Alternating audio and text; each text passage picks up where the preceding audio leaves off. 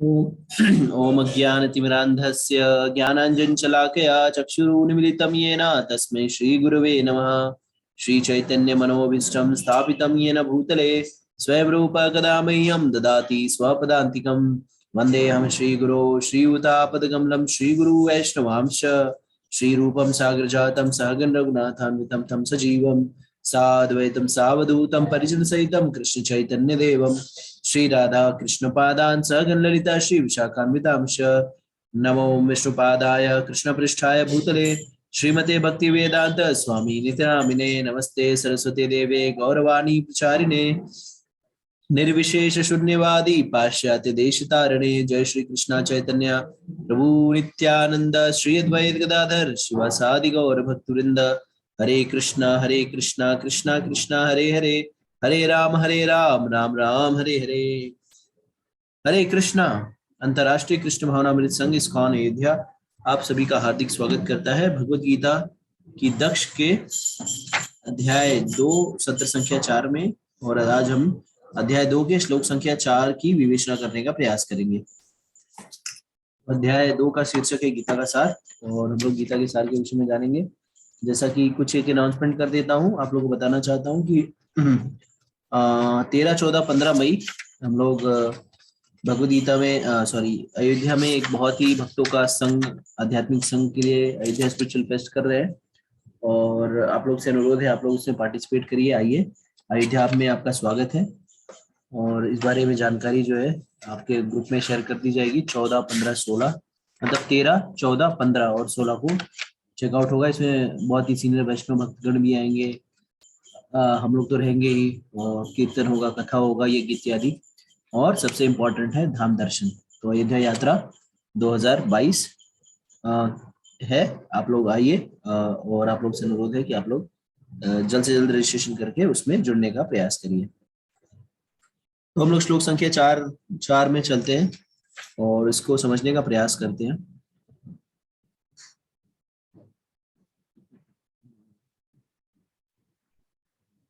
Screen sharing.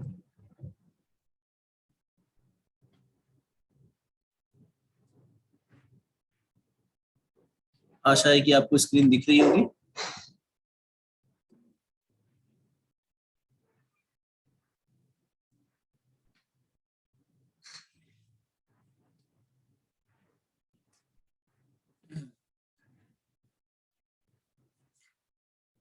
श्लोक संख्या 4।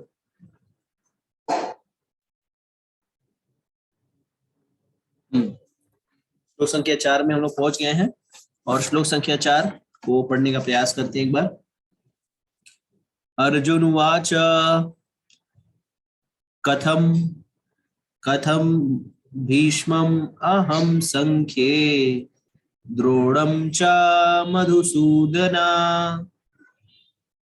इषुभिः प्रत्युयस्यामि पूजामरिसूदना। अर्जुन उवाच कथम भीष्मम् अहं संख्ये द्रोणं च मधुसूदना इषुभिः प्रतियोत्स्यामि पूजा अहरो अरिसूदना। अर्जुन उवाच कथम भीष्महं संख्ये द्रोणं च मधुसूदना इषुभिः प्रतियोत्स्यामि पूजा अहोरवरिसूदना। Word by word meaning.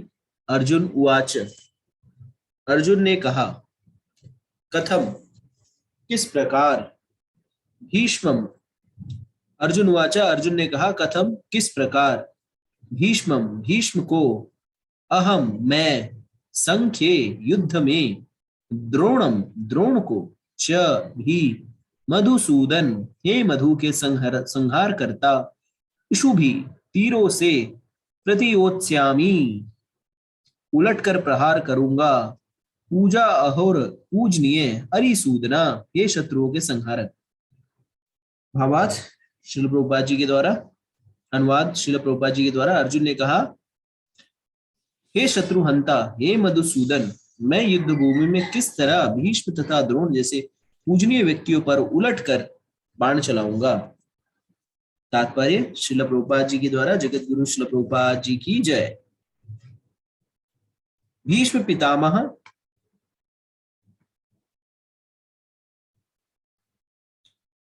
पितामह तथा द्रोणाचार्य जैसे सम्माननीय व्यक्ति सदैव पूजनीय हैं। यदि वे आक्रमण भी करें तो उन पर उलटकर आक्रमण नहीं करना चाहिए।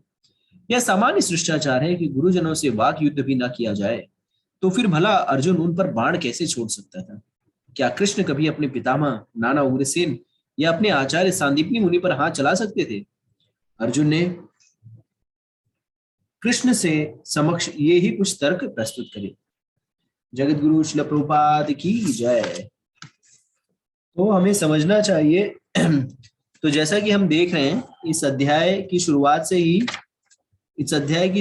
ही भगवान ने क्या किया? भगवान ने इसके पहले के 2-3 श्लोकों में भगवान कृष्ण ने अर्जुन को क्या किया? एक प्रकार से चैस्टाइज किया, एक प्रकार से उनको डांटा कि तुम्हारे मन में इस प्रकार का कलमश आ कैसे रहा है।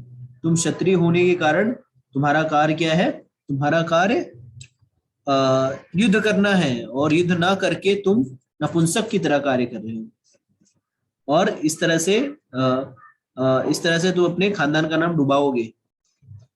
ठीक है, क्योंकि ये यहाँ पे अगर मैं युद्ध नहीं करूंगा, हिंसा जो है सिर्फ मूर्खता ही होगी। अब श्लोक संख्या 4 से अर्जुन जो है अपने और प्रश्न और अपने कंफ्यूजन को यहाँ पे प्रस्तुत करता है। जैसा कि हमने इसके पहले भी देखा था, पहले अध्याय में भी अर्जुन ने बहुत सारे तर्क वितर्क तर्क कुतर्क दिए थे और समझाने का प्रयास किया था भगवान को कि क्यों उसे युद्ध नहीं करना है। ठीक है, तो अब यहाँ पे हम समझने का प्रयास करते हैं। तो जैसा कि श्लोक में अर्जुन कह रहे हैं, पहले क्या कह रहे हैं? भगवान को यहाँ पे मधुसूदन कह के संबोधित कर रहे हैं। तो कृष्ण जो है उनको मधुसूदन, जैसे हम जानते हैं कि भगवान के जो नाना प्रकार के उनके नाम होते हैं, या उनका जो नाम है वो उनके विशेष विशेष प्रकार की लीलाओं को जोड़ करके बनाया जाता है। जैसे वो जो भी लीला करते हैं उस प्रकार से उनका एक नाम बन जाता है। जैसे नंद के वो पुत्र है इसलिए नंदलाल है, यशोदा जी के पुत्र है इसलिए यशोदा नंदन है। इसी तरह से उन्हें गोपाल कहा जाता है, गोचारण करते हैं गोपाल कहा जाता है। फिर उन्हें देवकी नंदन कहा जाता है, ठीक है, यदुकुल नंदन कहा जाता है। तो भगवान के जो भी नाम है उस दामोदर कहा जाता है। तो अलग अलग नाम की अलग अलग लीलाएं। उसी तरह से मधुसूदन जो शब्द है, मधुसूदन का अर्थ है मधु नामक राक्षस को जो मारे। तो कृष्ण ने मधुसूदन नामक राक्षस का वध किया था, भगवान ने मधुसूदन नामक राक्षस का वध किया, इसके लिए भगवान का नाम पड़ा मधुसूदन, वो व्यक्ति जो मधु नामक राक्षस को मारे।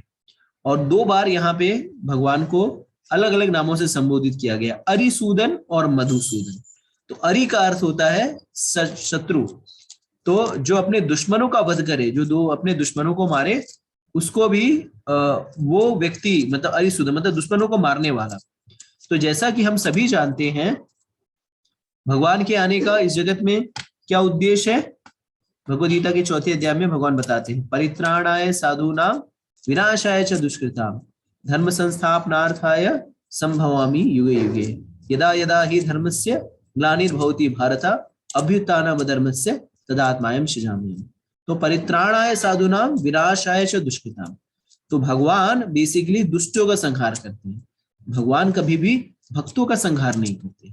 अगर आप देखेंगे इतिहास गवाह है कि भगवान ने कभी भी भक्तों को बाल भी बांका नहीं किया। क्यों? भगवान जो है वो भक्त वत्सल है, भगवान अपने भक्तों को कभी भी कष्ट नहीं पहुंचाते। इनफैक्ट भगवान का कार्य है खाली दुष्टों को कष्ट पहुंचाना और क्या करना, और भक्तों का संरक्षण करना। तो यहाँ पे 2 बार भगवान को मधुसूदन अरिसूदन इत्यादि कह के अर्जुन क्या बताना चाह रहा है, मधुसूदन अरिसूदन कह करके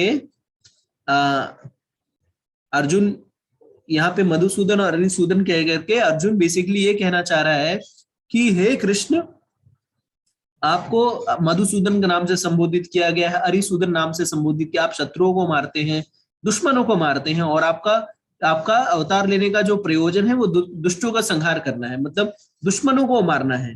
आप कभी भी अपने हित मित्र इष्टों को नहीं मारते, जो आपके फ्रेंड होते हैं, जो आपके भक्त होते हैं, उनका कभी संहार नहीं करते। तो प्रश्न ये उठता है कि हे कृष्ण, आप मुझे अपने परिवार वालों को मारने के लिए क्यों प्रोत्साहित कर रहे हैं? ठीक है, आपने कभी अपने परिवार वालों को मारा क्या? आपको कभी नहीं कहा जाता है कि देवकी सूदन, या आपको कभी नहीं कहा जाता नंद सूदन, या कभी आपको नहीं कहा जाता है उग्रसेन सूदन। इस तरह से आपको नहीं कहा जाता है। क्यों? आप अपने परिवार वालों को, रिश्तेदार को, इष्ट मित्र, गुरु को कभी नहीं मारते। लेकिन फिर मुझे आप क्यों उत्साहित कर रहे हैं, या मुझे आप क्यों ऐसा करने के लिए कैसा करने के लिए आप मुझे प्रेरित कर रहे हैं? तो जैसे कह रहे हैं कि मैं युद्धभूमि में किस तरह भीष्म तथा द्रोण जैसे पूजनीय व्यक्तियों पर उलटकर बाल चलाऊं। तो एक प्रकार से यहाँ पे अर्जुन बताना चाहते हैं कि आप मुझे ये गलत कार्य करने के लिए क्यों कह रहे हैं, जबकि आप खुद भी ये गलत कार्य नहीं करते। तो समझने की बात है कि जैसे यहाँ पे क्या कह रहे हैं, जैसे कह रहे हैं कि मैं युद्ध किस तरह भीष्म तथा पूजनीय व्यक्ति। तो पूजनीय व्यक्ति कौन होता है? हम पूजनीय व्यक्ति के बारे में समझ लेते हैं। तो पूजनीय व्यक्ति वो होता है जो शास्त्रों का, जो चीजों का सही सही तरीके से जो पालन हो, वास्तविकता में वही पूजनीय होता है। जैसे हम कहते हैं ना सुर और असुर। तो सुर कौन होता है? सुर वो व्यक्ति होता है जो भगवान के सुर में सुर मिलाए, जो शास्त्रों के, भगवान के द्वारा बताए गए मार्ग पर यथा रूप से चले और उस मार्ग का पालन करते हुए भक्ति करे, ऐसे व्यक्ति को सुर कहा जाता है। मतलब जो भक्तों के जो भक्तों के कानून है, जो भक्तों के लिए जो बताई गई क्रिया प्रतिक्रिया एक्शन है, अगर उसको जो फॉलो करे वही वास्तविकता में पूजनीय होता है। जैसे भागवतम में कहा गया है कि अगर किसी के पास किसी के पास जो है सारे भौतिक जगत के सारे अलंकार हो उसके पास, और उसके पास सारा धन वैभव सब कुछ हो, लेकिन वो पूजनीय नहीं है। इसके उलट अगर कोई स्वपाच हो, या कुत्ता की खानदान में, चांडाल खानदान में जन्म लेने वाला व्यक्ति हो, अगर वो व्यक्ति अगर भगवान का नाम जप कर रहा है, या भगवान के पवित्र नाम हरे कृष्णा कृष्णा कृष्णा हरे हरे, हरे राम राम राम हरे हरे, अगर वो जप कर रहा है, तो ऐसा व्यक्ति जो है वो पूजनीय है। ऐसा व्यक्ति जो है वो क्या कहते हैं, ऐसे व्यक्ति को हमें सम्मान देना चाहिए। तो हमारी पूजनीयता इस पे नहीं निर्भर करती हम कितने जैसे वरिष्ठों को भी सम्मान किया जाता है, वो भी पूजनीय है, लेकिन अगर कोई भक्त है तो वो सबसे अधिक सम्माननीय है। और भगवान जो है अपने भक्तों के प्रति किसी प्रकार का अपराध सहन नहीं करते। जैसा कि क्यों? क्योंकि भगवान के भक्त जो है भगवान के बहुत प्रिय है, और इसके लिए वो कुछ भी कर सकते हैं। जैसा कि हम देखते भी हैं कि प्रहलाद महाराज भगवान के लिए उन्होंने बहुत सारे कष्ट सहे। जैसा कि हम जानते हैं प्रहलाद के पिताजी कौन थे? हिरण्यकश्यपु। तो हिरण्यकश्यपु ये प्रहलाद के पिताजी थे। तो भगवान, जैसे हम कहते हैं ना कई बार कि सुचिनाम श्रीमताम गेह योग भ्रष्टो विजायते, भगवान कहते हैं कि कोई अगर पूर्व जन्म में बहुत अच्छा कर्म किया रहता है या भक्ति किया रहता है, और किसी कारण जो है भक्ति के मार्ग से च्युत हो जाता है, तो उसको कहाँ पे जन्म मिलता है? इसी उच्च कुल ब्राह्मण कुल परिवार में ऐसे यहाँ पे जन्म मिलता है, जहां से भक्ति करे और आध्यात्मिक मार्ग पर आगे बढ़े। लेकिन क्या ऐसा प्रेरोगेटिव है कि जो ब्राह्मण कुल में या उच्च कुल में या इस तरह से जन्म लेगा वही भक्ति में आगे बढ़ेगा? ऐसा कहीं पे भी नहीं है। क्यों? क्योंकि भक्ति करने के लिए कोई भी सिचुएशन जो है वो नेगेटिव सिचुएशन नहीं है। अगर आप देखेंगे तो प्रहलाद महाराज के खानदान में कोई भी भक्त नहीं था, सब असुर थे, लेकिन सिर्फ साधु संग करने के कारण, सिर्फ उनकी माँ कयाधु जो है, उन्होंने क्या किया, उनको नारद मुनि अपने आश्रम में लेके गए, और आश्रम में उन्होंने भगवान के विषय में कयाधु को बहुत सारी बातें सुनाई, भगवत चर्चाएं की, और वो सुन करके जो है प्रहलाद महाराज जो है माँ के गर्भ से ही उन्होंने भगवान के विषय कथाएं सुनी इत्यादि, और फिर वो एक महान भक्त बने, और इतने महान भक्त बने कि उनका पिता ही उनका दुश्मन बन गया। तो ये ऐसा पहली बार नहीं हुआ कि भक्त लोग के दुश्मन हो जाए। भक्त लोग के दुश्मन जो है पहले से ही, और जो भी भक्ति के मार्ग में लगेगा उसको जो है कुछ ना कुछ दुख झेलना ही पड़ेगा। लेकिन कोई भी कैसा भी व्यक्तित्व हो, अगर वो प्रामाणिक गुरु के शरण में आ जाए, अगर वो प्रामाणिक गुरु का संग ले, तो ऐसा व्यक्ति जो है आध्यात्मिक उन्नति अवश्य ही करेगा। तो अगर हम सारे लोग जिस तरह से प्रहलाद महाराज चूंकि राक्षस कुल में उत्पन्न हुए, लेकिन फिर भी वो राक्षस कुल में उत्पन्न होने के बावजूद भी वो इतने महान भक्त बने। क्यों? क्योंकि उन्होंने प्रामाणिक प्रामाणिक गुरु का उन्होंने क्या किया, उन्होंने इंस्ट्रक्शन लिया, उनसे निर्देश प्राप्त किए। और इंस्ट्रक्शन लेना ही काफी नहीं होता, उस इंस्ट्रक्शंस को पालन करना भी काफी, उस इंस्ट्रक्शन को पालन भी करना होता है। जैसे श्रील प्रभुपाद जी, तो श्रील प्रभुपाद जी के जो गुरु महाराज थे भक्ति सिद्धांत सरस्वती ठाकुर महाराज, तो जब वो पहली बार श्रील प्रभुपाद जी से मिले उल्टा डांगा में, वेस्ट बंगाल में, कलकत्ता में, तो उन्होंने क्या उनको इंस्ट्रक्शन दिए, उन्होंने यही कहा, उनकी दीक्षा भी नहीं हुई थी, उन्होंने कहा कि तुम इंग्लिश जानने वाले व्यक्ति हो, इंग्लिश जानने वाले नौजवान हो, और क्यों नहीं ये इंग्लिश भाषा, ये जो चैतन्य महाप्रभु का ये संकीर्तन आंदोलन जो है, ये नॉलेज जो है भगवद गीता भागवतम का, इसे आप पाश्चात्य जगत में क्यों नहीं वितरित करते इसे, जिससे और लोगों को जो है भक्ति के विषय में पता चले। और ये जो है चैतन्य महाप्रभु की जो प्रोफेसी है, पृथ्वी चाहते नगर आदि ग्राम सर्वत्र प्रचार होवे मोर नाम, ये हर जगह इसको प्रचारित करने में हेल्प करिए। तो ये इंस्ट्रक्शन ऐसा नहीं प्रभुपाद जी ने भक्ति सिद्धांत सरस्वती ठाकुर ने और किसी को नहीं कहा होगा, उनको कहा होगा बहुत सारे लोग, क्योंकि भक्ति सिद्धांत सरस्वती महाराज कहते थे कि ये जो शास्त्र है, ये जो प्रिंटिंग प्रेस होती है जिससे हम इन भगवद गीता भागवतम इत्यादि को डिस्ट्रीब्यूट करते हैं, ये बृहद मृदंग होता है, एक मृदंग होता है, मृदंग से हम बजाते हैं तो हो सकता है 1-2 किलोमीटर में सुनाई दे, लेकिन अगर हम पुस्तक किसी को देते हैं, ये भगवद गीता भागवतम किसी को देते हैं, तो कहाँ पहुंचेगी, किसके पास पहुंचेगी, कौन भक्त बनेगा, ये कोई नहीं बता सकता, क्योंकि ये जब जाती है तो इसकी आवाज खनक बहुत दूर तक पहुंचती है। एक बार जब प्रभुपाद जी के समय 1970-80 के दशक में कुछ भक्त जो है अफ्रीका के जंगलों में गए, अफ्रीका में कोई एक देश है वहां पे एक पहुंचे, और वो लोग किसी सिटी में जा रहे थे, और सिटी में जाते जाते सांझ हो गई, और ये लोग क्या हो गए, ये लोग रास्ता भटक गए, और फिर रास्ता जब भटक गए तो कुछ लोगों ने क्या किया, कुछ लोग वहां पे ट्राइबल्स थे, वो लोग ने इन लोगों को पकड़ लिया, क्योंकि ये लोग अंग्रेज टाइप के थे, अंग्रेजी थे, और फिर इनके पास इनको पकड़ लिया और इनको अरेस्ट करके लेके गए अपने कबीले के सरदार के पास। और जब कबीले के सरदार के पास गए तो फिर कबीले के सरदार ने बोला तुम लोग यहाँ पे क्यों आए हो, क्या है तुम्हारा प्रयोजन। इसी बीच में कबीले के सरदार का लड़का वहां पे आता है, और जब इन लोग को देखता है तो वो बोलता है कि लोग को छोड़ दो। तो बोलता है अरे क्यों छोड़ दो, तो बोलते अरे ये लोग बहुत हरे कृष्णा वाले पब्लिक है, और ये लोग बहुत अच्छे लोग हैं, भगवान की भक्ति करते हैं, इनको छोड़ दो। तो क्या अच्छा इनको कैसे पता, तो बोलता है कि मैं लंदन में मैं जब पढ़ने गया था लंदन, तो लंदन में मुझे किसी ने भगवद गीता पकड़ाई थी, और तब से ये भगवद गीता मैं पढ़ रहा हूँ।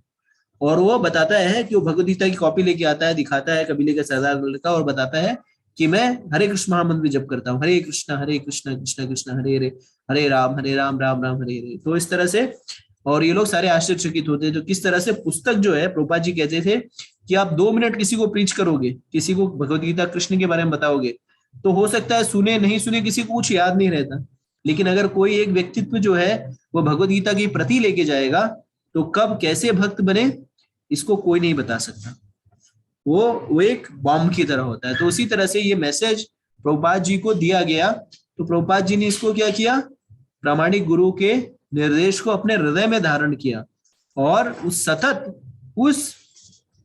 उस निर्देश को पालन करने के लिए वो सतत प्रयास करते रहे, ताउम्र प्रयास करते रहे। और ये उनका ये था कि किसी तरह से हमारे गुरु ने जो हमें इंस्ट्रक्शन दिया है उसको मैं किस तरह से इम्प्लीमेंट करूं। ठीक है, तो ये तभी पॉसिबल होता है जब हम प्रामाणिक गुरु के शरण में जाएं। लेकिन प्रश्न उठता है कि प्रामाणिक गुरु है कौन। जैसे यहाँ पे भी गुरु के विषय बताया गया है कि भीष्म तथा द्रोण जैसे पूजनीय व्यक्ति पर मैं उलट करके कैसे उलट करके मैं कैसे बाण चलाऊं। जैसा कि प्रभुपाद जी लिखते भी है कि यहाँ पे लिखा है कि सामान्य शिष्टाचार है कि गुरुजनों से वाक युद्ध भी नहीं करना चाहिए, और वाक युद्ध मतलब उनसे बहसबाजी भी नहीं करनी चाहिए।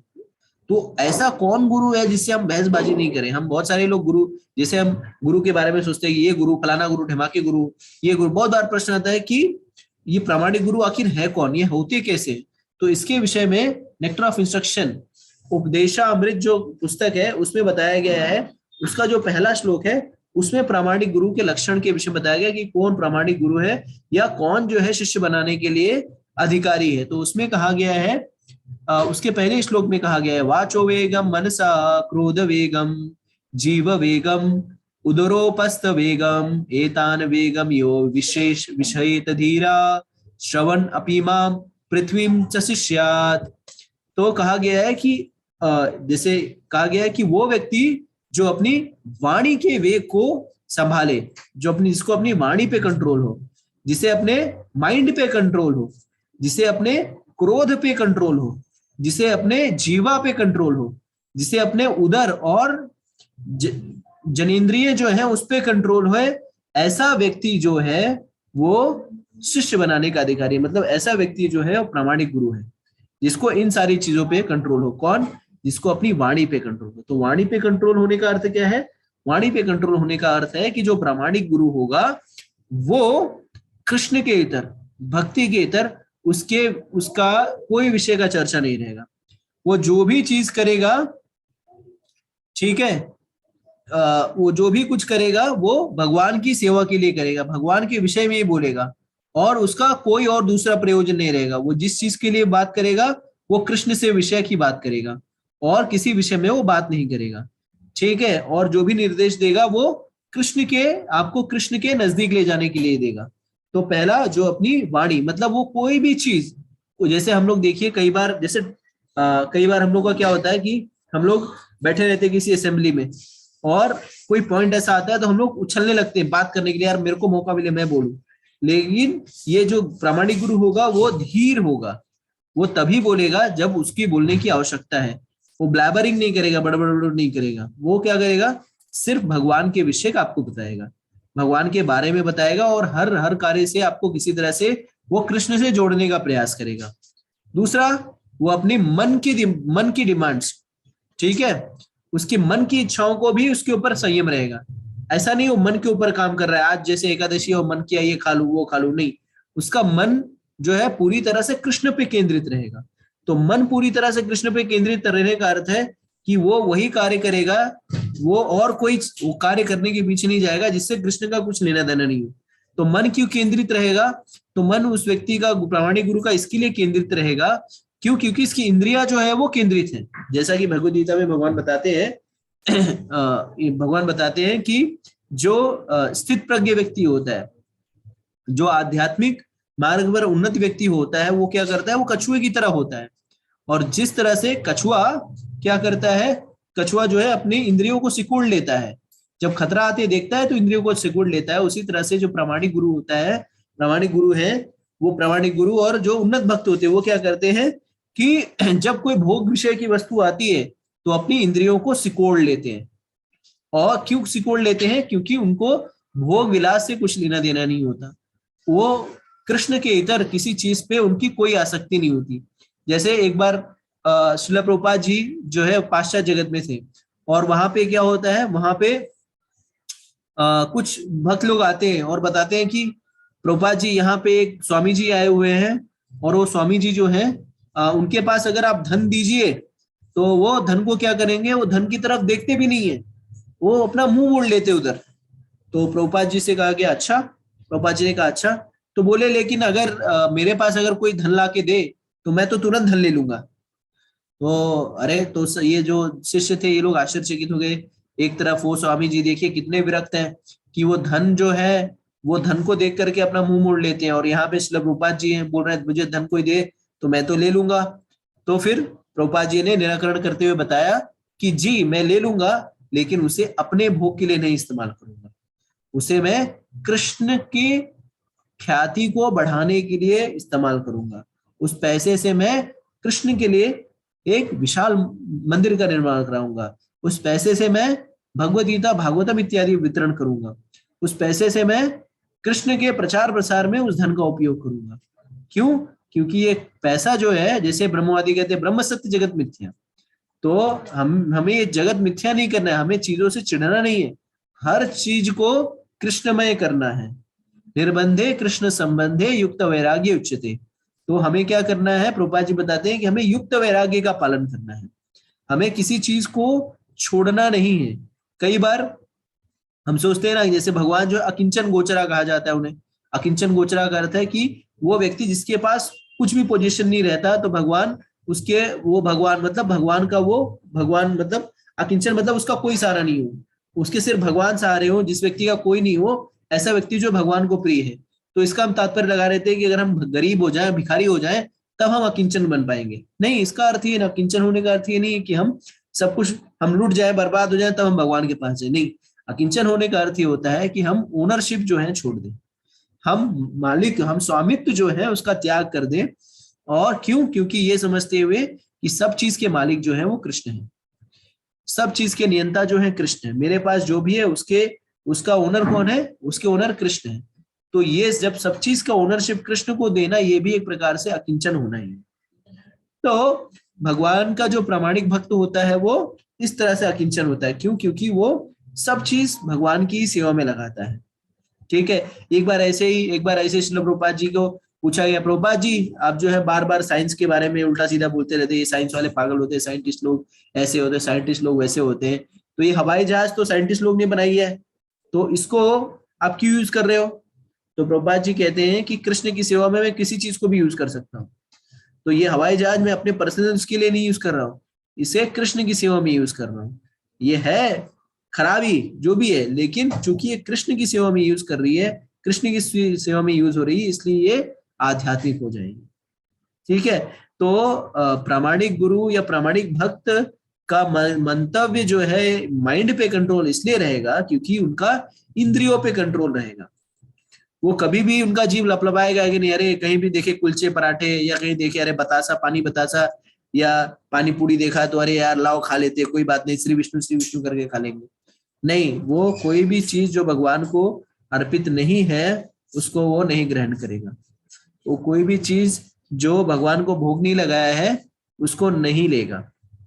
वो सिर्फ और सिर्फ कृष्ण प्रसाद ही लेगा। और भी कोई प्रलोभन आ जाए उसके समक्ष, चाहे स्त्री का या कोई भी धन का, कोई भी प्रलोभन आ जाए, तो उससे वो कभी विचलित नहीं होगा। जैसे हम शास्त्रों में भी देखते हैं, चैतन्य चरितामृत में बहुत ही इंपॉर्टेंट उदाहरण है, जैसे हम देखते हैं और इधर शास्त्र भागवतम इत्यादि में देखते हैं कि जो ये योगी लोग होते हैं वो लोग क्या करते हैं, कृत्रिम रूप से अपनी इंद्रिय का निग्रह करने का प्रयास करते हैं। जैसे हम देखते हैं विश्वामित्र मुनि बहुत तपस्या कर रहे हैं, कोई नारद या कुछ कोई मेनका विनका आई, और वो क्या करते हैं, अपनी तपस्या छोड़ देते हैं। या कहीं हम देखते हैं नारद जी कर रहे हैं, या गुस्सा आ जा रहे हैं, क्रोध आ जा रहा है, या अपनी तपस्या में उनका हास हो जा रहा है। लेकिन इसके उलट हम देखते हैं कि किस तरह से हरिदास ठाकुर जो कि यवन परिवार में उन्होंने जन्म लिया, लेकिन उसके बाद भी वो हरिनाम करने में उनकी इतनी रुचि, इतनी आसक्ति है कि एक वैश्या भी उनके पास आती है उनको उनका पतन करने के लिए, लेकिन फिर भी वो उस वैश्या के आने से भी विचलित नहीं होते और अपनी भक्ति में अनवरत लगे रहते हैं। क्यों? क्योंकि भगवान का भक्त जो है वो स्वाभाविक रूप से उसे हायर टेस्ट लग चुका रहता है, स्वाभाविक रूप से उसे उच्च स्वाद लग चुका रहता है, इसलिए उसे निम्न स्वाद में आनंद नहीं आता। तो हमें ये समझने का भरपूर प्रयास करना चाहिए। तो जब तक हमें हायर टेस्ट नहीं लगेगा तब तक हमें लोअर टेस्ट में ही आनंद आएगा। जैसे भक्त लोग जो है स्वाभाविक रूप से जो है कोई भी प्रलोभन की चीज, जैसे मांस हो गया, दारू शराब हो गया, उनसे उनको कोई सरोकार नहीं रहता। अगर कोई ने बहुत सारे पैसे भी दे, धन भी दे, तो भी नहीं लेते। या सिगरेट हो गया, ये सब ड्रग्स हो गए, तो उनको कोई लेना देना नहीं होता। क्यों? क्योंकि उनको मालूम है ये सारी चीजें भक्ति के लिए डिटरमिनेंटल है। उनको मालूम है कोई इसका औचित्य नहीं है, और कोई प्रलोभन भी दे तो नहीं लेते। क्यों? क्योंकि उन्हें उच्च स्वाद लग चुका है। इसीलिए इसी तरह से जिसे भक्ति का उच्च स्वाद लग जाता है उसे बाकी जो स्वाद है वो निम्न लगते हैं, और जिसे कृष्ण भक्ति का स्वाद लग जाए उसकी तो कहने ही क्या, क्योंकि उसके लिए उसके आगे, कृष्ण भक्ति के आगे सारा कुछ जो है वो आडंबर ही नजर आता है। तो इस तरह से जो प्रामाणिक भक्त होते हैं उन्हें अपनी वाणी पे कंट्रोल रहता है, अपनी माइंड पे भी कंट्रोल रहता है। मन की जो आवश्यकताएं हैं क्योंकि इंद्रियों पे संयम होने के कारण मन भी यहाँ वहां ज्यादा इन सारी चीजों के पीछे अगर भटकता भी है तो भी वो संयमित रूप से कार्य करता है। इसके बाद उनको क्रोध पे भी, क्रोध वेगम, जो क्रोध है उसके भी संयम रहता है प्रामाणिक गुरु को। क्रोध के संयम कहने का अर्थ है कि किसी भी प्रकार किसी भी बातों से वो क्रोधित नहीं होता। तो इसका अर्थ क्या है, क्रोधित नहीं होना? तो इसका अर्थ क्रोधित नहीं होना है। जैसे कि जो 31 क्वालिटी भगवान बताते हैं 12वें अध्याय में, उसमें क्या बताते हैं कि समोदमो, सम रहना चाहिए, संभाव रहना चाहिए, सुख दुख में संभाव रहना चाहिए, और हानि लाभ में संभाव रहना चाहिए, मान अपमान में संभाव रहना चाहिए। तो ये सब कैसे हो पाता है? हानि लाभ यश अपयश मान अपमान में कैसे संभाव कोई व्यक्ति रह सकता है? वो कोई भी व्यक्ति तब मान अपमान और हानि लाभ यश अपयश में संभाव रह सकता है जब वो अपनी वास्तु स्थिति को समझता है कि वो शरीर नहीं आत्मा है। जब वो समझता है कि ये मान अपमान यश अपयश ये सिर्फ भौतिक जो है चीजें हैं, इनका आत्मा से कोई लेना देना नहीं है, तभी भी कोई व्यक्ति जो है वो क्रोध पे कंट्रोल कर सकता है। हमें क्रोध क्यों आता है? तो क्रोध आने के लिए, क्रोध आने का कारण है, जैसे इसी अध्याय में भगवान बताते हैं, ध्यायतो विषयान पुंसा संगस्ते उपजायते संगत संजायते कामा कामा क्रोधो भी जायते। तो संग करने, जब किसी चीज का ध्यान करने से उसका संग करने का इच्छा होता है, तो भोग, जब भोग करने की प्रवृत्ति होती है और भोग करने की इच्छा पूरी नहीं होती तो क्रोध आता है। लेकिन भगवान का भक्त जानता है कि वो क्या है, वो भोगता नहीं है, वो भोग्य है, वो मास्टर नहीं है, वो सर्वेंट है, वो राजा नहीं है, वो दास है। ठीक है, और वो जानता है कि सुप्रीम भोक्ता कौन है? कृष्ण है। तो चूंकि वो भोग करने का प्रयास नहीं करता, वो जानता है कि वो तो भोग्य है, वो तो दास है। तो दास का अर्थ ही होता है कि वो व्यक्ति जैसे जिसका कोई अपना निहित स्वार्थ नहीं हो, जिसका अपना कोई अपना मान नहीं हो, जो अपने मान का हनन कर दे, ऐसा व्यक्ति जो दास होता है उसको किसी चीज में उसकी सिर्फ एक ही खुशी रहती है कि किस तरह से उसका मालिक संतुष्ट हो। तो इसी तरह से प्रामाणिक गुरु जानता है कि उसका वो जो है वो भगवान का नित्य दास है और उसका कार्य क्या है? भगवान की किसी तरह से सेवा करना, उसकी भक्ति प्रेम भक्ति में लगे रहना। तो इसके लिए उसे कभी भी कोई अगर उसको पर्सनल ग्लोरीज, पर्सनल यश, पर्सनल अपयश, सुख दुख, इन सारी चीजों से उसे कभी भी विचलित नहीं होता। क्यों? अगर कोई गाली भी दे दे तो कोई भी चिंता करने, वो चिंता नहीं करता। वो कभी ये नहीं बोलेगा अरे गाली दिया मारो इसको, नहीं, उसको कोई फर्क नहीं पड़ता। क्यों? क्योंकि जानता है कि कोई भी व्यक्ति जो है अपने अपने अपने अपने कर्मफल को वो कर रहा है। ठीक है, अपने कर्मफलों को काट रहा है। और और प्रामाणिक गुरु जो है वो क्या, क्रोध क्रोध इस कारण से भी नहीं आता। क्यों? क्योंकि वो जानता है कि असली भोक्ता जो है वो कृष्ण है। जैसे भगवान कहते हैं ना, भोक्ता राम यज्ञ तपसाम सर्वलोक महेश्वरम। तो सारे यज्ञ और उसके भोक्ता कृष्ण होने के कारण वो अपने आप को भोक्ता नहीं मानता और किसी चीज का एंजॉयर नहीं समझता।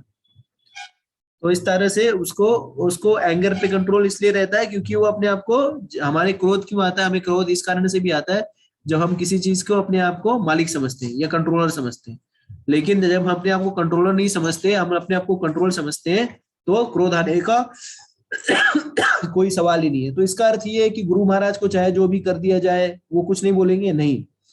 तो क्रोध, वो अगर भगवान की भक्ति के लिए शिष्य के ऊपर गुरु कभी कभी क्रोध करता है, वो क्यों करता है? वो हमारे को सुधारने के लिए। तो उसे हमें क्रोध नहीं माना है मेरे गुरु महाराज गुस्सा गए, नहीं। वो जैसे क्रोध एक होता है और एक क्षोभ होता है। तो हमारे जो गुरु आचार्य हमें डांटते भी है तो वो क्रोध जो होता है ईर्ष्यावश होता है, लेकिन क्षोभ जो होता है वो प्रेमवश होता है। तो हमारे गुरुजन हमारे ऊपर जो है क्षोभवश हमें सही करने के लिए जो है वो कभी कभी प्रतीत होते हैं कि क्रोध कर रहे हैं। तो उसे हमें ऐसा नहीं सोचना चाहिए कि क्रोध कर रहे हैं, क्योंकि हमें सुधारने के लिए वो हमें हमें डांटते हैं। तो उस डांटने को हमें नहीं समझना चाहिए कि बहुत गुस्सा हो गए हैं, नहीं, क्रोधित हो गए हैं। वो हमें सुधारने के लिए, जैसे माँ जो है बच्चे को डांटती है, उनको कोई दुश्मनी थोड़ी होती है डांटने के लिए कि यार दुश्मनी में, अरे यार इससे ये बहुत इसको दुश्मनी निकालने के लिए, नहीं। वो प्रेमवश आपके ऊपर शासन करती है। तो वो शासन में प्रेम होता है, उसमें कोई ईर्ष्या नहीं होती। इसी तरह से गुरु हमारे ऊपर कभी शासन करते हैं या आचार्य हमारे ऊपर शासन करते हैं तो उसमें कोई ईर्ष्या नहीं होती, वो एक प्रकार का शोभ होता है। ठीक है, तो भगवान की, और हमें ऐसा नहीं कहा गया है कि क्रोध नहीं करना चाहिए। अगर भक्तों के ऊपर अन्याय हो रहा हो, अगर भक्तों के ऊपर जातियां हो रही है तो उसका हमें विरोध करना ही पड़ेगा। ठीक है, तो जैसे हनुमान जी ने क्रोध किया, तो हमें भक्तों को क्रोध, ऐसा या आचार्य को क्रोध नहीं है ऐसा नहीं है, क्रोध आना चाहिए, लेकिन वो कंस्ट्रक्टिव क्रोध होता है। जैसे हनुमान जी को क्रोध आया तो उन्होंने क्या किया? लंका ही कूद गए, मतलब लंका या इस पार से कूदे, लंका चले गए, वहां पे लंका लगा के सीता मैया का पता लगा के वापस आ गए। तो क्रोध करिए तो जिससे भक्ति में और भगवान के प्रचार प्रसार में सही होगा। तो इस तरह से पॉजिटिव क्रोध जो है अच्छा है। तो आचार्य को, जो गुरु होते हैं प्रामाणिक गुरु, उनको पॉजिटिव क्रोध आता है। वो शो मतलब उसमें कोई गलती नहीं है। ठीक है, लेकिन वो क्रोध जो होता है वो भी कृष्ण के सेवा के लिए ही क्रोध करते हैं वो। ठीक है, इसके बाद प्रामाणिक गुरु का जो लक्षण है वो है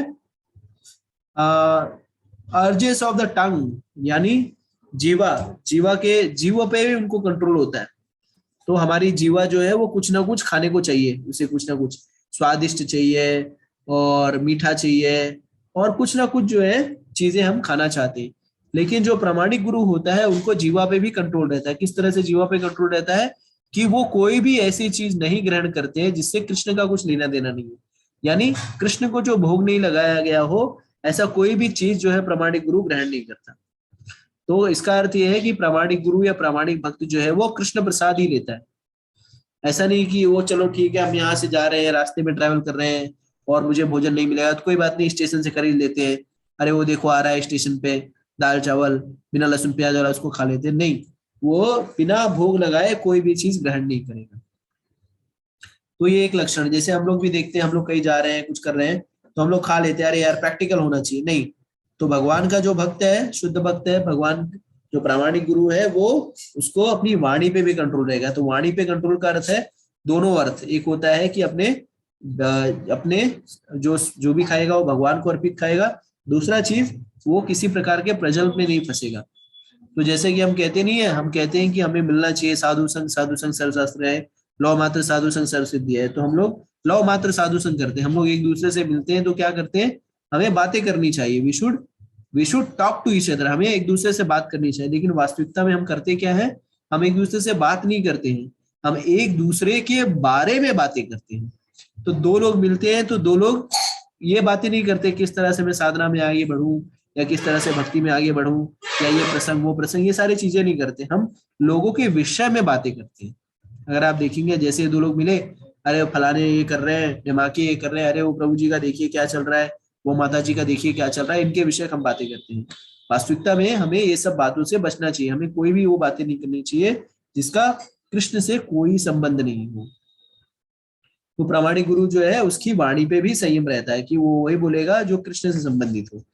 और फिर बेली और जेनिटल्स, तो उसको उदर पे भी, भोजन में भी, वो आहार विहार में भी बहुत ही पक्का रहता है। वो कोई भी चीजें ऐसी नहीं करता जो भक्ति में डिटर्मिनेंटल हो, जो भक्ति में उसे गिराए। और अंतोगत्वा जेनिटल मतलब उसको अपनी इंद्रियों पे भी संयमित रहता है, वो कभी भी अनायास तरीके से जो है वीर स्खलन नहीं करता, वो अन्यास तरीके से किसी तरह से जो है स्त्री गमन नहीं करता। ठीक है, तो इस तरह से जो ये सारे जो 6 लक्षण जो है वो ऐसा व्यक्ति जो हो वो लोगों को शिष्य बना सकता है पूरे विश्व भर में। तो गुरु कौन बन सकता है, जिनके ये सारे लक्षण हो, जिसको अपनी वाणी पे कंट्रोल हो, जिसको अपने मन से जो उपजे, जो उनका जो चाहते हैं उस पर कंट्रोल हो, माइंड्स डिमांड।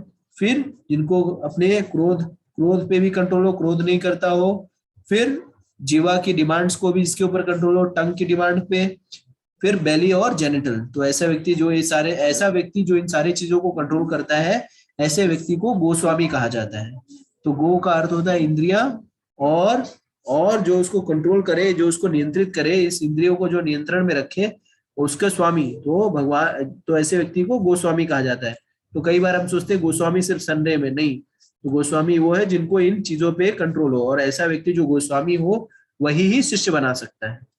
वही बेसिकली प्रामाणिक गुरु बनने के ये लक्षण होते हैं, उनके पास ये सारी चीजें, ये क्वालिटीज होनी चाहिए, तब कोई व्यक्ति गुरु बन सकता है। तो ऐसे गुरु से, तो यहाँ पे कहा गया है, जैसे अर्जुन ने कहा, हे संतु हंता, हे मधुसूदन, मैं युद्ध भूमि में किस तरह भीष्म तथा द्रोण जैसे पूजनीय व्यक्तियों पर उलटकर बाण चलाऊं। तो ये पूजनीय व्यक्ति तब बनता है, जैसे प्रभुपाद जी लिख भी रहे हैं कि यह सामान्य शिष्टाचार है कि गुरुजनों से वाक युद्ध भी नहीं करना चाहिए। तो ऐसा जो प्रामाणिक गुरु है उसे हमें किसी प्रकार का वाक युद्ध नहीं करना चाहिए, किसी प्रकार की बहसबाजी नहीं करनी चाहिए। तो ऐसा शास्त्रों में कहा गया है कि प्रामाणिक गुरु के समक्ष, जब भी हम प्रामाणिक गुरु के पास जाएं तो हमें कैसे जाना चाहिए, प्रामाणिक गुरु के पास हमें मूर्ख बन के ही जाना चाहिए। भगवद गीता में भगवान कहते हैं, तद विधि प्रणिपातेन परिप्रश्नेन सेवया उपदेशयन्ति ते ज्ञानम ज्ञानिनः तत्त्वदर्शिनः। तो जो तत्वदर्शी गुरु है उसके पास हमें प्रणिपात और परिप्रश्न, सरेंडर करके विनम्रता पूर्वक प्रश्न पूछना है, तब जाकर के हम ज्ञान ग्रहण कर सकते हैं। इसी के लिए चूंकि अर्जुन ने द्रोणाचार्य इत्यादि से ज्ञान ग्रहण किया है, इस कारण से उनका जो है स्वाभाविक रूप से स्नेह उनके प्रति है। और रही जहां बात भीष्म की, तो भीष्म पूजनीय क्यों है? क्योंकि भीष्म इसलिए पूजनीय है क्योंकि बचपन से ही उन्होंने पांडवों का बचपन से ही पांडवों का उन्होंने विशेष प्रकार से संरक्षण दिया है, उनको तरह तरह से संभाला है। जब उनके पिताजी नहीं रहे उसके बाद उनको संरक्षण किसने दिया? भीष्म नहीं दिया। और भीष्म कोई नॉर्मल व्यक्तित्व नहीं है। भीष्म जो है वो 12 महाजनों में से एक महाजन है। भीष्म भक्ति के जो 12 महान पुरोधा है उसमें से एक पुरोधा है। और आप देखेंगे कि भीष्म जो है, भीष्म जब सरसैया पे लेटे हुए थे और जब वो प्राण त्यागने वाले थे, तो उनको उनके अंतिम समय में भगवान स्वयं उनके समक्ष आए, क्योंकि भीष्म जो है महान भक्त थे और महान भक्त होने के बावजूद भी वो द्रोणाचार्य के पक्ष में थे, सॉरी दुर्योधन के पक्ष में थे। तो इसके पीछे का कारण ये है, इससे यही हमें समझ में आता है कि अगर आप महान भक्त भी हैं, अगर आप महान भक्त भी हैं और आप गलत पार्टी में हैं, तो आपका विनाश निश्चित है। तो अगर जैसे हम गलत का साथ देते हैं, तो चाहे हम महान भक्त भी हो, अच्छे डिवोटी भी हो, जैसे हम कहते हैं गेहूं के साथ घुन भी पीसा जाता है, उसी तरह से अगर हम सही है और गलत का साथ दे रहे हैं तो हमारा भी विनाश निश्चित है, पक्का है। भीष्म जो है महान भक्त थे, 12 महाजनों में एक थे, लेकिन वो दुर्योधन के पक्ष में थे। दुर्योधन के पक्ष में क्यों थे? तो आचार्यगण बताते हैं दुर्योधन के पक्ष में होने का कारण उनका ये था कि एक तो उन्होंने प्रण लिया था। तो जैसे आप सभी को मालूम है कि द्रोणाचार्य भीष्म को इच्छा मृत्यु का वरदान प्राप्त था। तो इच्छा मृत्यु का वरदान कैसे प्राप्त हुआ? इच्छा मृत्यु का वरदान ऐसे प्राप्त हुआ कि उनके जो पिताजी थे महाराज शांतनु, और महाराज शांतनु जो है एक मछुआरन की बेटी सत्यवती से विवाह करना चाहते थे। और उस विवाह के लिए जब वो सत्यवती के जो निषाद के पास गए और उन्होंने कहा कि मैं आपकी पुत्री से विवाह करना चाहता हूँ, तो उस निषाद ने साफ साफ मना कर दिया। उसने कहा कि आप पहले से ही विवाहित हैं और आपका एक पहले से ही पुत्र है, मैं कैसे अपनी पुत्री का आपसे विवाह कर दूं? क्यों? क्योंकि आपसे जो भी बच्चा उत्पन्न होगा वो मेरी बेटी जो है आपकी सिर्फ दासी बन के रहेगी। क्यों? क्योंकि आपका जो बड़ा बेटा है भीष्म वही राजा बनेगा, तो मैं अपनी बेटी से आपका शादी नहीं करूंगा। तो ये जब सत्यवती के पीछे बहुत ही आकर्षित है शांतनु जी, और जब ये बात उन्होंने उससे सुनी तो वो बहुत ही दुखी हो गए और इस तरह से अवसाद में चले गए, चिंतन में चले गए कि यार ये क्या हो गया, मेरी शादी नहीं हो रही है, या मेरा उससे शादी करनी थी, ये तो कैंसिल हो गई शादी। इस तरह से वो एक प्रकार से अवसाद में चले गए। और जब ये बातें इन्हें पता चली, क्या कहते हैं अपने भीष्म का नाम था देवव्रत। तो जब शांतनु के पुत्र देवव्रत को जब ये बातें पता चली, तो उसने ने पिताजी से पूछा कि पिताजी आपकी क्या इच्छा है और आप क्यों इतने अवसाद में? तो उन्होंने बताया कि किस तरह से मैं उस सत्यवती से विवाह करना चाहता हूँ, लेकिन उसका जो पिता है वो मना कर रहा है मुझे। तो उसने कहा कोई बात नहीं, मैं जाकर के बात करता हूँ। फिर ये जाते हैं, देवव्रत जाते हैं, उनसे बातें करते हैं, उनसे पूछते हैं कि आप क्यों नहीं अपनी बेटी की शादी मेरे पिताजी से कर देते हैं। तो वो कहते हैं कि मैं ये कारण है, मैं इस कारण से शादी नहीं कर सकता, क्योंकि मेरी बेटी जो है वो उससे जो पुत्र होगा वो क्या होगा, वो राजा नहीं बन पाएगा। तो उसने कहा, देवव्रत ने कहा कि कोई बात नहीं है, मैं ये प्रण देता हूँ, मैं ये प्रण करता हूँ, मैं आपको ये वचन देता हूँ कि मैं कभी राजा नहीं बनूंगा, तो आपका ये लड़का राजा बनेगा, आपकी जो पुत्री का लड़का है वही राजा बनेगा। तो ये व्यक्ति बहुत चालाक रहता है, बोलता है ठीक है आप कह तो रहे हो आप नहीं राजा बनोगे, लेकिन आप जब शादी करोगे तो आपके बच्चे जब बड़े होंगे तो वो लोग उत्तराधिकारी बनने के लिए लड़ाई करेंगे, तब फिर क्या होगा?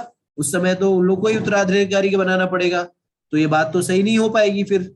तो फिर देवव्रत जो है वहां पे एक भीष्म प्रतिज्ञा लेते हैं। वो कहते हैं कि मैं देवव्रत सबको साक्षी मान करके प्रण लेता हूं कि मैं आजीवन अविवाहित रहूंगा। और जब ये ऐसा प्रण लेते हैं तो एकदम भीष्म प्रतिज्ञा लेते हैं। वो कहते हैं कि मैं जो है आजीवन अविवाहित रहूंगा। और जब वो ऐसा कहते हैं तो सारे देवी देवता जो उद्घोष करने लगते हैं भीष्म भीष्म भीष्म भीष्म, और उस दिन से उनका नाम पड़ता है भीष्म। और फिर ये बातें जब उनकी शादी हो जाती है, जब वो जाते हैं तो उनके पिता जो शांतनु जी है उनके ऊपर बहुत ही प्रसन्न हो जाते हैं और कहते हैं तुमने चूंकि मेरे लिए इतना बड़ा परित्याग किया है तो मैं तुम्हें एक वरदान देना चाहता हूँ। तो क्या वरदान देते हैं? उनको कहते हैं कि तुम्हें ईर्ष्या मृत्यु का मैं वरदान देता हूँ, जब तुम चाहोगे तभी तुम्हारी मृत्यु होगी, नहीं तो तुम्हारी मृत्यु नहीं होगी। तो इस तरह से भीष्म जो है उनको इच्छा मृत्यु का वरदान प्राप्त है कि अपने हिसाब से अपनी मृत्यु का समय चुन सकते हैं। तो ऐसा भी व्यक्ति, अगर ऐसा भी पूजनीय व्यक्ति, ऐसा व्यक्ति जिसने इतनी भीष्म प्रतिज्ञा कर रखी हो, जिसको इच्छा मृत्यु का वरदान प्राप्त हो, अगर ऐसा व्यक्ति भी शास्त्रों के अनुरूप, धर्म के अनुरूप और भगवान से पृथक होकर गलत का संग करता है, तो उसका भी जो है पतन निश्चित होता है। तो ये हमें ध्यान में रखना चाहिए कि अगर हम गलत हैं और अगर हम सत्य के साथ नहीं है तो हमारा पतन निश्चित है। इसके उलट अगर कोई व्यक्ति हो, इसके उलट अगर कोई व्यक्ति हो और वो जो है वो अगर दुष्ट परिवार में भी पैदा हुआ है और अगर वो भक्ति कर रहा है तो भगवान उसका संरक्षण करते हैं, इसकी गारंटी है। जैसा कि हम देखते हैं प्रहलाद महाराज, तो प्रहलाद महाराज जो हमने पहले भी स्टार्टिंग में भी इसकी चर्चा की थी, प्रहलाद महाराज जो है वो भीष्म क्या कहते हैं हिरण्यकशिपु के यहाँ पे उनकी उत्पत्ति, और हिरण्यकशिपु जो था वो भगवान का सबसे बड़ा शत्रु, और वो इनफैक्ट विष्णु नाम सुन करके भी चिढ़ जाता था। तो इतना वो खतरनाक व्यक्तित्व था। और उसके इधर कौन पैदा हुआ? प्रहलाद महाराज पैदा हुए। प्रहलाद महाराज इतने बड़े भक्त कि जब उनसे पूछा जाता है कि आपने क्या सीखा, तो क्या कहते हैं कि मैंने ये सीखा कि ये जो गृहस्थ आश्रम है वो अंधकूप है और सबको वन गते चला चाहिए, तत्साधु मन्य असुरवर देही नाम। तो कहते हैं कि हे असुरराज, पिताजी भी नहीं कहते, हे असुरराज, ये जो गृहस्थ आश्रम है वो अंधकूप है और जो व्यक्ति इसमें गिर गया है और वो भक्ति नहीं कर रहा है, तो ऐसा व्यक्ति, ऐसा घर जो है वो क्या है, जंगल है, तो इससे अच्छा उसको जंगल छोड़ के चला जाना चाहिए। और फिर वो बताते हैं, फिर वो जब सिखाने जाते हैं फिर कहते हैं क्या सीखा, तो श्रवणम कीर्तनम विष्णु स्मरणम इत्यादि। निर्भय होकर के वो भगवान के बारे में वो प्रचार करते रहे। और फिर ऐसी स्थिति आ गई कि भगवान को स्वयं प्रकट होना पड़ा, और भगवान जब स्वयं प्रकट हुए तो क्या हुआ, भगवान जो स्वयं प्रकट हुए उसके बाद उन्होंने क्या किया, उनके पिताजी को ही मारा।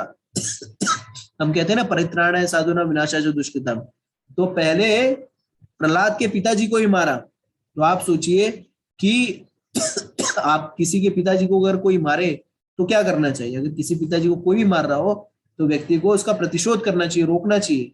लेकिन यहाँ पे प्रहलाद जो है नहीं रोक रहे हैं, मारने दो पिताजी, अरे पिताजी हमारा दुष्ट है, मरने दो इसको, नहीं रोक रहे हैं।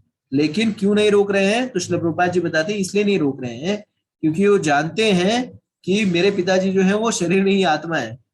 प्रहलाद, भगवान नरसिंहदेव क्या कर रहे हैं, उनके शरीर का विदोहन कर रहे हैं, लेकिन आत्मा जो है वो उसका कोई विदोहन नहीं कर सकता। फिर प्रहलाद महाराज जब हिरण्यकशिपु को नरसिंहदेव मार देते हैं, उसके बाद नरसिंहदेव बहुत ही क्रोध में रहते हैं। सारे देवी देवता लोग बोलते हैं जाइए जाइए इनको शांत कराइए। लक्ष्मी जी को भेजा जाता है, लक्ष्मी जी आप जाइए देखिए आपके पति देव हैं। तो बोलती है अरे मैं तो इनको पहचानती ही नहीं हूँ, इतना भयंकर रूप तो मैंने कभी देखा ही नहीं है। और फिर प्रहलाद महाराज जाते हैं उनके पास, और प्रहलाद महाराज जाकर के उनसे रिक्वेस्ट करते हैं। क्या रिक्वेस्ट करते हैं? उनको बोलते हैं कि भगवान उनको बोलते हैं कि आपको क्या चाहिए मांगो। तो प्रहलाद जी कहते हैं कि मुझे कुछ भी नहीं चाहिए, मैं कोई व्यवसायी नहीं हूँ जो कुछ सेवा के बदले मैं कुछ लूं आपसे, मुझे कोई भी चीज नहीं चाहिए, मैं कोई भी पर्सनल बेनिफिट के लिए मुझे कोई चीज नहीं चाहिए, मैं कोई व्यापारी नहीं हूँ। तो बोलते हैं फिर क्या चाहिए? तो फिर बोले यही चाहिए कि ये जो मेरे पिताजी थे इनको आप मुक्त कर दीजिए। तो हिरण्यकशिपु नरसिंहदेव क्या कहते हैं, तुम चिंता मत करो, यही नहीं तुम्हारी 14 पीढ़ी को मैंने मुक्त कर दिया है, क्योंकि ये तुम्हारे पिताजी हैं इसके लिए ये इनको मैंने स्वाभाविक रूप से मुक्त कर दिया है। तो आप सोचिए, देखिए कि प्रहलाद महाराज को हिरण्यकशिपु ने बहुत सताया था, मारा पीटा था, सांप से कटवाया, हाथी से कुचलवाया, पहाड़ से फिकवाया, भाला मरवाया, और वो तो और उनकी बुआ जो है होलिका उनको लेकर के बैठ गई जलाने के लिए। सब कुछ करने के बावजूद भी हिरण्यकशिपु जब मारा जाता है तो एक सामान्य केस में हम क्या करते हैं, एक सामान्य केस में बोलते हैं अरे यार बहुत दुष्ट था, अच्छा हुआ मार दिया गया, इसकी यही गति होनी चाहिए थी, और ये अच्छा हुआ ये भुगत रहा है, ये सारे कर्म को भुगता। लेकिन हम कभी भी नहीं सोचेंगे ये ऐसा व्यक्ति जो मुक्त हो जाए। लेकिन यहाँ पे प्रहलाद महाराज, ये वैष्णव का हृदय होता है कि प्रहलाद महाराज रिक्वेस्ट कर रहे हैं कि इस जीव को आप मुक्त कर दीजिए। तो इस तरह से हम देखते हैं कि एक व्यक्ति, एक भक्त एक भक्त के पिताजी जो इतने खतरनाक हैं, जो ऐसा है जिसने भक्त को नाना प्रकार की प्रताड़ना दी, तो भी भक्त क्या कर रहा है, उनका भला सोच रहा है, भला सोच रहा है, ठीक है, भला सोच रहा है।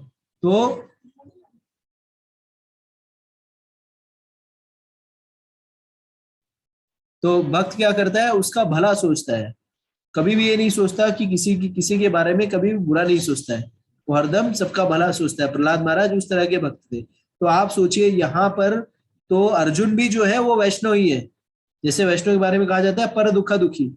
तो ऐसे व्यक्ति के ऊपर अर्जुन कैसे बाण चला सकता है? अब यहाँ पे वही प्रश्न कर रहा है कि ठीक है, आप बोल रहे हैं, लेकिन आपने तो कभी अपने रिश्तेदारों को कुछ नहीं किया, और आप मुझे गुरुजन के बारे में बोल रहे हैं जिन्होंने मेरे को इतनी शिक्षा दीक्षा दी, और ये भीष्म जो है इन्होंने मेरा लालन पालन किया, और इनके ऊपर आप मुझे बाण चलाने के लिए बोल रहे हैं, कैसे पॉसिबल है? तो भगवान के भक्त जो है वो कभी भी किसी को भी कष्ट नहीं देना चाहते। जैसे भगवान के भक्त जो होते हैं साधु होते हैं, साधु का लक्षण भी क्या होता है, भागवतम में बताया गया है, तितिक्षुआ कारुणिका सुहृदम सर्वदेही नाम अजाशत्र शांते व साधु साधु भूषणम। तितिक्षुआ, तो भगवान का भक्त जो है वो टॉलरेट करता है, इसको सब चीज को, सुख दुख हानि लाभ यश अपयश सब चीज को टॉलरेट करता है। जैसे भगवान भी तितिक्षुआ के बारे में कहते हैं भगवद गीता में, मत स्पर्शस्तु कौन्तेय शीतोष ना सुख दुख दा अग्माप्यानु अनित्यस तम तितिक्षुआ भारत। तो तितिक्षुआ इन्हें टॉलरेट करने के लिए कहते हैं। फिर कारुणिका, उसके अंदर दया रहता है, वो किसी को भी हर्ट नहीं करना चाहता, वो सबको जो है ये सोचता है कि सबके हृदय में कृष्ण जो है निवास करे परमात्मा रूप में, और कोई भी जो है वांछित, कोई भी दंडनीय नहीं है, किसी को दंड नहीं दे, किसी को दुख नहीं पहुंचाना चाहता। सुहृदम सर्वदेही नाम, वो सब लोग का सुहृद होता है। क्यों?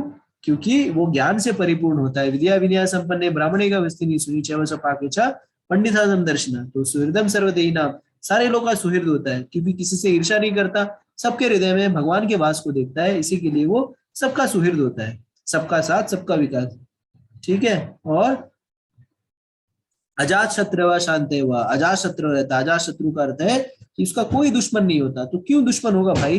जो सबसे प्रेम करता है, जो किसी से द्वेष नहीं करता, काला गोरा हिंदू मुसलमान भारतीय पाकिस्तानी ये सब कोई कुछ नहीं करता, वो सबको संभाव से देख रहा है, सबके लिए अच्छी बातें सोच रहा है, सबके लिए अच्छा कर रहा है, सबको अच्छे मार्ग पर लगाने का प्रयास कर रहा है, तो ऐसे व्यक्ति का कौन शत्रु हो सकता है?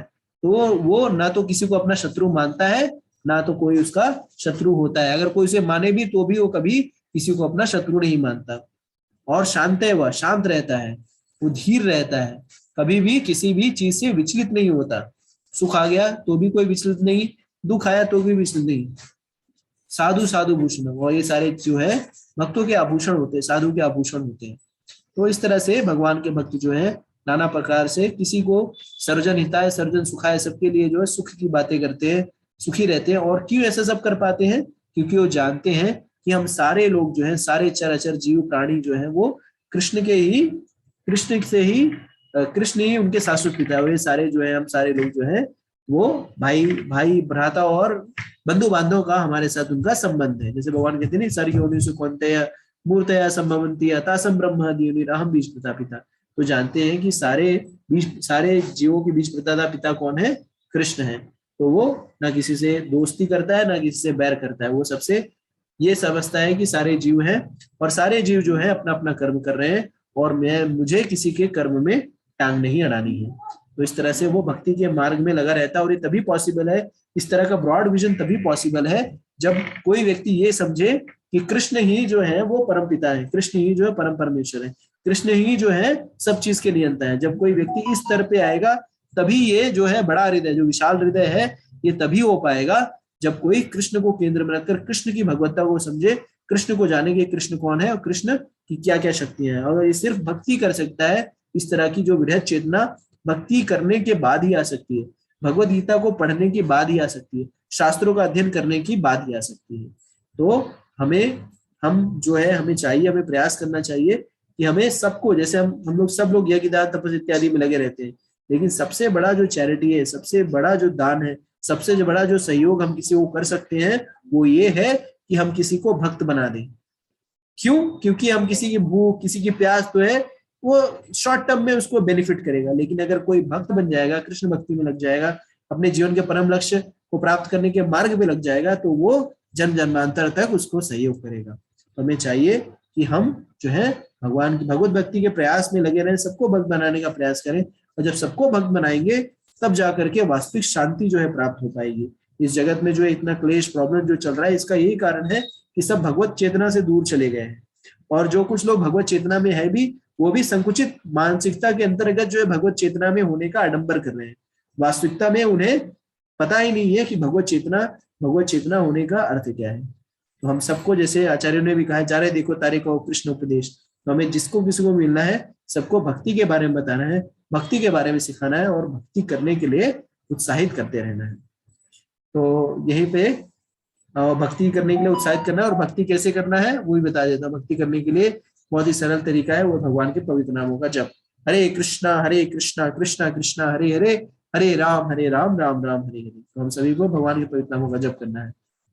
तो यहीं पे हम आधिकारिक रूप से सत्र को समाप्त करते हैं। आप लोग का अनुरोध है कि जाते जाते इस वीडियो को लाइक कर लीजिए, सब्सक्राइब नहीं किया तो सब्सक्राइब कर लीजिए और इसे अधिक से अधिक शेयर करिए। तो ग्रुप्स में जो है अयोध्या यात्रा के विषय में आप लोगों को बता दिया जाएगा। प्रयास करिए कि आप लोग ज्यादा जुड़िए। 13, 14, 15 मई 3 दिन रहेगा। 16 को आप लोग अपने अपने गंतव्य स्थान पर जा सकते हैं। ठीक है, तो यहीं पे सत्र को समाप्त करते हैं। भगवद गीता यथारूप की जय, जगत गुरु श्री प्रभुपाद की जय, श्री गुरुदेव की जय। ओम तत्सत। हरे कृष्णा कृष्णा कृष्णा हरे हरे, हरे राम राम राम हरे हरे। जय गुरुदेव, जय श्री प्रभुपाद। हरे कृष्णा। सभी को दंड प्रणाम।